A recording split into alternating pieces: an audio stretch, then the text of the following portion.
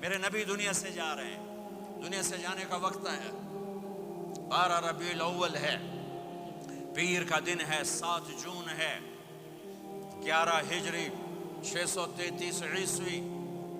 جبریل نے آ کے صبح صبح آپ نے ساری بیگمات کو بلایا، رخصت فرمایا، ملاقات کی، بیٹے کو بلایا، کان میں کہا میں جا رہا ہوں۔ وہ رونے لگی، رو نہیں، سب سے پہلے تیری میری ملاقات ہو گئی۔ 6 ماہ بعد بیٹی بھی پہنچ گئی باپ کے پاس۔ پھر داماد کو بلایا، ان کو ان کا سر اپنی گود میں رکھا، کمر پہ ہاتھ پھیرا، دعا دی، رخصت فرمایا۔ آخر میں اپنی آنکھوں کی ٹھنڈک کو بلایا، کون؟ حسن اور حسین، کہ میری آنکھوں کی ٹھنڈک حسن اور حسین، میرے جنت کے پھول حسن اور حسین۔ یوں لیا، حسن کو یہاں سے لیتے تھے، حسین کو یہاں، حسن کو ادھر اٹھاتے تھے، حسین کو ادھر اٹھاتے تھے۔ حسن سر سے لے کر کمر تک پورے اپنے نانا کے مشابہ تھے، کمر سے پاؤں تک اپنے باپ کے مشابہ تھے۔ حسین اس کا الٹ تھے، سر سے لے کر کمر تک اپنے باپ کے مشابہ تھے، کمر سے لے کر پاؤں تک اپنے نانا کے مشابہ تھے۔ اس مشابہت کی وجہ سے آپ کہا کرتے تھے حسن میرا بیٹا ہے، حسین علی کا بیٹا ہے۔ آخر میں ان کو بلا کر یوں لیا، اور ساتھ ہی آنسو ٹپ ٹپ ٹپ ٹپ ٹپ ٹپ۔ بیویوں کو جدا کیا، آنسو نہیں، بیٹی کو جدا کیا، آنسو نہیں، داماد کو جدا کیا، آنسو نہیں، جب بچوں کو جدا کرنے لگے تو یوں آنسو۔ ایک کو زہر میں تڑپتے دیکھا، ایک کا کٹا سر نیزے پہ چڑھتے دیکھا تو آنسو رک نہیں سکے، دعا نہیں کی، ہاتھ نہیں اٹھائے، اللہ کی تقدیر کے سپرد کر دیا، اولاد کو ذبح ہونے کے لیے تیار کر دیا کہ کل میری امت اولاد کے پیچھے جھوٹ نہ بولے، رشوت نہ لے، حرام کاروبار نہ چلائے، دھوکہ نہ دے، فراڈ نہ کرے، بچوں کو کہاں سے کھلائیں، بچوں کو کہاں سے پلائیں، کہ یہ میرا حسین کا سر کٹ کے نیزے پر چڑھا ہوا ہے۔ کچھ نہیں بولے، رخصت فرما دی۔ جب سب چلے گئے تو جبریل آ گئے، آپ نے فرمایا کیا ہوا؟ خاموش کھڑے تھے، کہ موت کا فرشتہ دروازے پر ہے، اندر آنے کی اجازت چاہتا ہے۔ اپنے نبی کا مقام دیکھو، موت بھی پوچھ کے آتی ہے۔ آپ نے کہا آ جائے، آپ کی اجازت بچ۔ ملک الموت اندر آئے، اسرائیل کا السلام علیکہ یا رسول اللہ، کہنے لگا آپ پہلی ہستی ہیں، میں سلام کر رہا ہوں، میں نے کبھی کسی کو سلام نہیں کیا۔ کہنے لگا آپ پہلی ہستی ہیں، اللہ نے فرمایا تھا پوچھ کے اندر جانا، بن پوچھے نہ جانا۔ پھر کہنے لگے آپ پہلی ہستی ہیں، اللہ نے فرمایا آنا چاہیں تو لے آنا، رہنا چاہیں تو چھوڑ کے آ جانا۔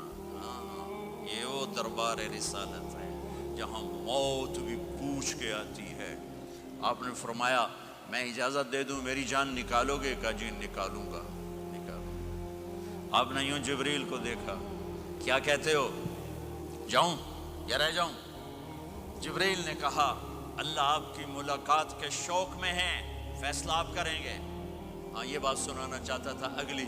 آپ نے کہا اچھا جاؤ، پہلے اللہ سے پوچھ کے آؤ میرے بعد میری امت کے ساتھ کیا کریں گے، میرے بچوں کے ساتھ۔ یہ ساری مائیں، میرے بچے میرے بچے میرے بچے میرے بچے۔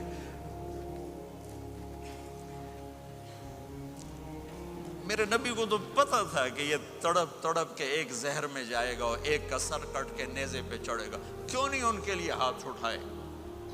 ہمارے لیے کیوں روئے کہ جاؤ اللہ سے پوچھ کے آؤ میرے بعد میری امت کے ساتھ کیا کرے گا، میں پھر جواب دوں گا۔ جبریل واپس گئے، موت کا فرشتہ کھڑا ہوا ہے، جواب آیا یا رسول اللہ آپ کا رب کہہ رہے ہیں آپ کی امت کو تنہا نہیں چھوڑوں گا۔ مجھے میرے رب کی قسم جو سن رہا جس نے ہمیں یہاں جمع کیا ہے، سنو میری بات غور سے، اگر میرے نبی یہ سوال نہ اٹھاتے تو آج میں اور آپ بھی بندر خنزیر میں بدل چکے ہوتے۔ میری اور رب کی کوئی رشتہ داری نہیں ہے۔ اس امت نے وہ سب کچھ کر دیا جو پہلی امتوں نے کیا، لیکن کون ہے جس نے اصحابوں کو روکا ہوا؟ وہ میرے نبی کے آنسو، میرے نبی کی آہیں، میرے نبی کی دعائیں، میرے نبی کی فریادیں، میرے نبی کی تڑپ، میرے نبی کا رونا، میرے نبی کا پیٹ پہ پتھر باندھنا، اس نے روک دیا۔ کوئی نبی جاتے ہوئے امت کے لیے نہیں رویا، واحد نبی ہیں جو جاتے ہوئے امت کے لیے روئے، میری امت میری امت میری امت۔ کوئی رابعہ بصری بعد میں آئیں گی، کوئی جنید بغدادی بعد میں آئیں گے، باغی بغاوت، اور پھر وہ روئیں، اور پھر وہ تڑپیں، اور پھر وہ دعائیں کریں، پھر وہ کہیں یا اللہ میری امت میری امت میری امت. ہائے ہائے.